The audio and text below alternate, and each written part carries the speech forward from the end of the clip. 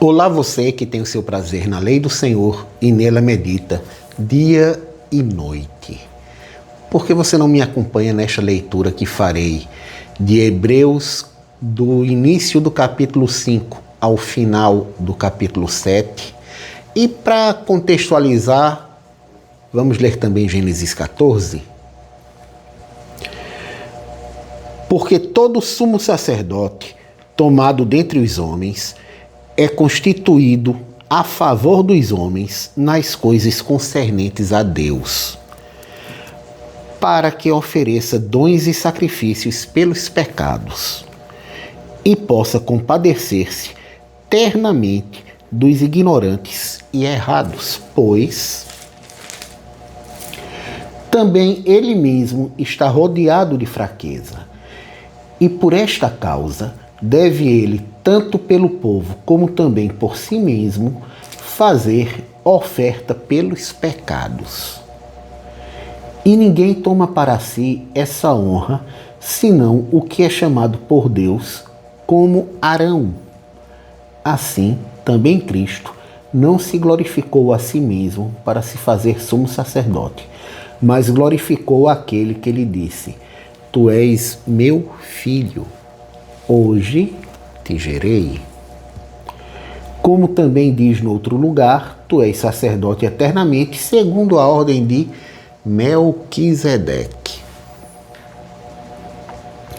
o qual nos dias da sua carne, oferecendo com grande clamor e lágrimas, orações e súplicas ao que o podia livrar da morte, foi ouvido quanto ao que temia. Ainda que era filho, aprendeu a obediência por aquilo que padeceu, e sendo ele consumado, veio a ser a causa da eterna salvação para todos os que lhe obedecem. Chamado por Deus sumo sacerdote segundo a ordem de Melquisedeque, do qual muito temos que dizer, de difícil interpretação, porquanto vos fizestes negligentes para ouvir. Porque devendo já ser mestres pelo tempo, ainda necessitais de que se vos torne a ensinar quais sejam os primeiros rudimentos das palavras. Porque qualquer que ainda se alimenta de leite, não só está experimentado na palavra da justiça, porque é menino. Eu vou ler de novo, porque parece que eu li um pouco errado.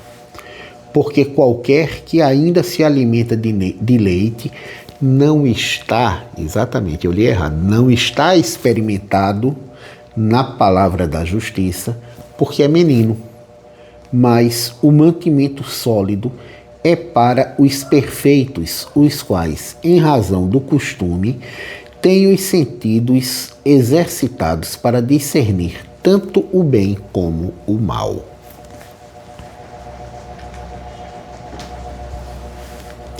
Capítulo 6. Pelo que, deixando os rudimentos da doutrina de Cristo, prossigamos até a perfeição, não lançando de novo o fundamento do arrependimento de obras mortas e de fé em Deus, e da doutrina dos batismos e da imposição das mãos, e da ressurreição dos mortos e do juízo eterno. E isso faremos, se Deus o permitir, porque é impossível que os que já uma vez foram iluminados e provaram o dom celestial e se fizeram participantes do Espírito Santo e provaram a boa palavra de Deus e as virtudes do século futuro, e recaíram, sejam outra vez renovados para arrependimento, pois assim quanto a eles, de novo crucificam o Filho de Deus e o expõem ao vitupério.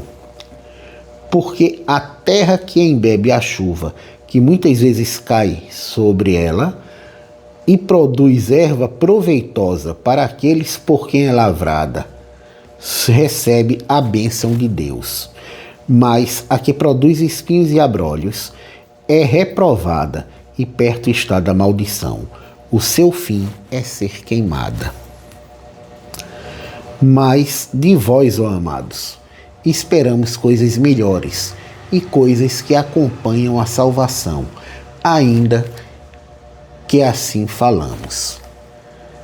Porque Deus não é injusto para se esquecer da vossa obra e do trabalho de amor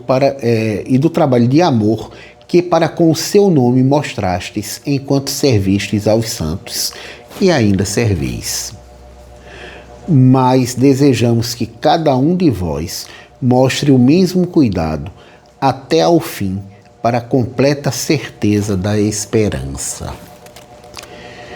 Para que vos não façais negligentes, mas sejais imitadores dos que, pela fé e paciência, herdam as promessas. Porque quando Deus fez a promessa a Abraão, como não tinha outro maior por quem jurasse, jurou por si mesmo, dizendo: certamente abençoando te abençoarei e multiplicando te multiplicarei. E assim, esperando com paciência, alcançou a promessa. Porque os homens certamente juraram por alguém superior a eles, e o juramento para confirmação é, para eles, o fim de toda contenda. Pelo que, querendo Deus mostrar mais abundantemente a imutabilidade do seu conselho aos herdeiros das promessas, se interpôs com juramento, para que por duas coisas imutáveis, nas quais é impossível que Deus minta, tenhamos a firme consolação, nós, os que pomos o nosso refúgio em reter a esperança proposta, a qual temos como âncora da alma, segura e firme, e que penetra até o interior do véu, onde Jesus, nosso precursor, entrou por nós, feito eternamente sumo sacerdote, segundo a ordem de Melquisedeque. Vamos agora ao capítulo 7. Porque este Melquisedeque, que era rei de Salém e sacerdote do Deus Altíssimo, e que saiu ao encontro de Abraão quando ele regressava da matança dos reis, e o abençoou, a quem também Abraão deu o dízimo de tudo, e primeiramente é, por interpretação, rei de justiça, e depois também rei de Salém, que é rei de paz.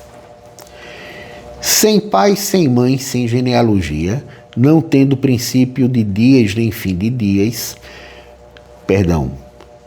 não tendo princípio de dias nem fim de vida, mas sendo feito semelhante ao Filho de Deus, permanece sacerdote para sempre. Considerai, pois, quão grande era este a quem até o patriarca Abraão deu o dízimo dos despojos. E os que, dentre os filhos de Levi, recebem o sacerdócio, têm ordem, segundo a lei, de tomar o dízimo do povo, isto é, de seus irmãos, ainda que tenham descendido de Abraão. Mas aquele cuja genealogia não é contada entre eles, tomou dízimos de Abraão, e abençoou o que tinha as promessas. Ora, sem contradição alguma, o menor é abençoado pelo maior. E aqui certamente tomam dízimos homens que morrem, ali, porém, aquele de quem se testifica que vive. E para assim dizer, por meio de Abraão até Levi, que recebe dízimos, pagou dízimos. Até Levi, que recebe dízimos, pagou dízimos por meio de Abraão, no sentido de que, como bisneto de Abraão ainda não nascido, ele ainda fazia parte do corpo de Abraão, quando Abraão dizimou para Melquisedeque.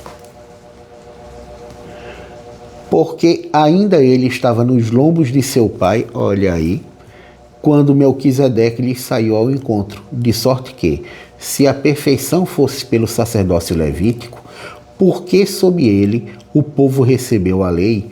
Que necessidade havia logo de que outro sacerdote se levantasse segundo a ordem de Melquisedeque e não fosse chamado segundo a ordem de Arão?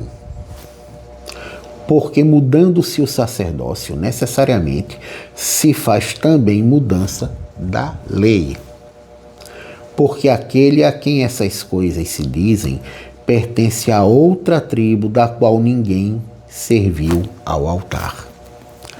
Visto ser manifesto que nosso Senhor procedeu de Judá e concernente a essa tribo nunca Moisés falou de sacerdócio, e muito mais manifesto é ainda, se à semelhança de Melquisedeque se levantar outro sacerdote, que não foi feito segundo a lei do mandamento carnal, mas segundo a virtude da vida incorruptível, porque dele assim se testifica: tu és sacerdote eternamente segundo a ordem de Melquisedeque. Porque o precedente mandamento é abrogado por causa da sua fraqueza e inutilidade. Pois a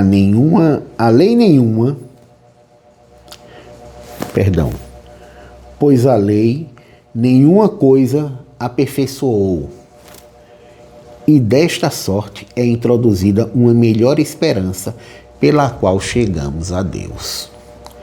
E visto como não é sem prestar juramento, porque certamente aqueles sem juramento foram feitos sacerdotes, mas este com juramento, por aquele que lhe disse: jurou o Senhor e não se arrependerá, tu és sacerdote eternamente, segundo a ordem de Melquisedeque. De tanto melhor concerto, Jesus foi feito fiador. E, na verdade, aqueles foram feitos sacerdotes em grande número, porque pela morte foram impedidos de permanecer.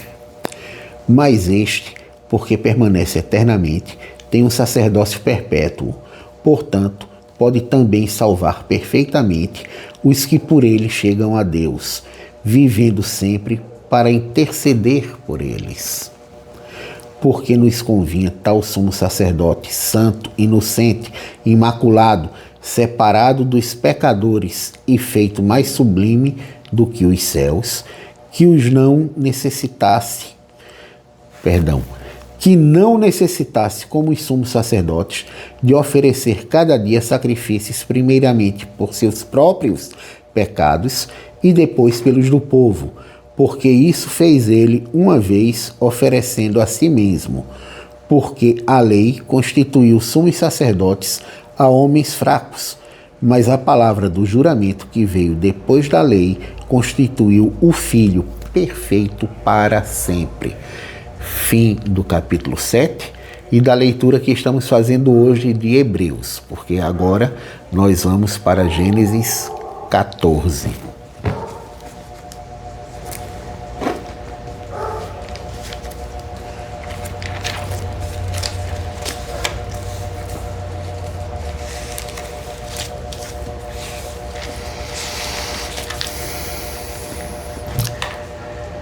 E aconteceu nos dias de Anrafel, rei de Sinar, Arioque, rei de Elazar, Quedorlaomer, rei de Elão, e Tidal, rei de Goim, que estes fizeram guerra a Bera, rei de Sodoma, a Birza, rei de Gomorra, a Sinabe, rei de Admar, e a Semeber, rei de Zeboim, e ao rei de Bela, esta é Zoar.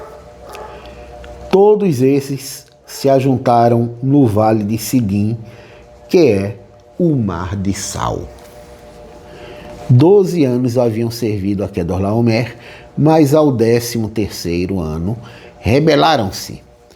E ao 14º ano veio Quedorlaomer e os reis que estavam com ele, e feriram os Refaíns em Asterote Carnaim, e aos Zuzins em An, e aos Emins em Savé Kiriataim, e aos Oreus no monte de Seir, até a campina de Parã, que está junto ao deserto. Depois tornaram e vieram a En-Mispat, que é Cádiz, e feriram a terra dos Amalequitas e também os amorreus que habitavam em Azazon Tamar. Então saiu o rei de Sodoma, e o rei de Gomorra, e o rei de Admá, e o rei de Zeboim, e o rei de Bela, esta é Zoar. E ordenaram batalha contra eles no vale de Sidim, contra Quedorlaomer, rei de Elão, e Tidal, rei de Goim, e Anrafel, rei de Sinar, e Arioque, rei de Elazar, 4 reis contra 5. E o vale de Sidim estava cheio de poços de betume, e fugiram os reis de Sodoma e Gomorra, e caíram ali, e os restantes fugiram para um monte. E tomaram toda a fazenda de Sodoma e de Gomorra, e todo o seu mantimento, e foram-se. Também tomaram Ló, que habitava em Sodoma, filho do irmão de Abrão, porque ele ainda não havia tido seu nome mudado por Deus para Abraão, então ainda era Abrão, e a sua fazenda, e foram-se. Então veio um que escapara e o contou a Abrão, o hebreu. Ele habitava junto dos carvalhais de Manre, o amorreu, irmão de Escol e irmão de Aner. Eles eram confederados de Abrão, que é o mesmo Abraão, mas ainda não tinha tido seu nome modificado. Ouvindo, pois, Abrão que o seu irmão estava preso, na verdade era sobrinho, mas como eles não tinham uma palavra para sobrinho, era irmão. Armou os seus criados, nascidos em sua casa, 318, e os perseguiu até Dan. E dividiu-se contra eles, de noite, ele e os seus criados, e os feriu e os perseguiu até Obá, que fica à esquerda de Damasco. E tornou a trazer toda a fazenda, e tornou a trazer também a Ló, seu irmão, e a sua fazenda, e também as mulheres e o povo. E o rei de Sodoma lhe saiu ao encontro depois que voltou de ferir a Quedorlaomer e aos reis que estavam com ele no vale de Savé, que é o vale do rei. E Melquisedeque, rei de Salém, trouxe pão e vinho. Este era sacerdote do Deus Altíssimo. Sacerdote do Deus Altíssimo levando pão e vinho numa celebração com o pai da fé, Abraão. Examine-se o homem a si mesmo. E abençoou-o e disse: Bendito seja Abraão do Deus Altíssimo, o possuidor do céu e da terra. E bendito seja o Deus Altíssimo que entregou os teus inimigos nas tuas mãos e deu-lhe o dízimo de tudo. E o rei de Sodoma disse a Abraão: Dá-me a mim as almas e a fazenda toma para ti. Veja só, o contexto lá de Hebreus, principalmente do capítulo 7, terminou aqui em Gênesis 14, 20, mas eu vou ler o restante do capítulo para não ficar solto, e também porque tem um detalhe interessante aqui, né? Abraão tinha direito a ficar com tudo. Era o costume da época, você vencer uma guerra, é tudo seu, é o despojo da guerra. Mas olha a conversa de Abraão com o rei de Sodoma, a partir do versículo 21. E o rei de Sodoma disse a Abrão: Dá-me a mim as almas e a fazenda toma para ti. Pode ficar com os bens, só não escravize o meu povo. Abraão, porém, disse ao rei de Sodoma: Levantei minha mão ao Senhor, o Deus Altíssimo, o possuidor dos céus e da terra, e juro que desde um fio até a correia de um sapato não tomarei coisa alguma de tudo que é teu, para que não digas: eu enriqueci a Abrão. Salvo tão somente o que os jovens comeram. Evidentemente, quem lutou na guerra tem direito de se alimentar, não é? Libertou aquele povo todo. E a parte que toca aos varões que comigo foram Aner, Escol e Manre, estes que tomem a sua parte. Ele liberou os companheiros dele para tomarem a parte deles no saque, depois de ter entregado o dízimo, mas essa conversa não é sobre dízimo, tá? Até porque ainda não havia lei, ou talvez até houvesse, mas ainda não havia sido entregue através de Moisés, que nem existia Moisés ainda, certo? Primeiro, Abraão entregou o dízimo a Melquisedeque, depois teve essa celebração com pão e vinho, certo? E aí ele liberou os companheiros dele para tirarem a parte deles no saque. O resto ele devolveu. Ele não fez escravos e não ficou com a parte a que teria direito, pelo costume da época, naquele saque. Louvado e engrandecido seja o nome do Senhor.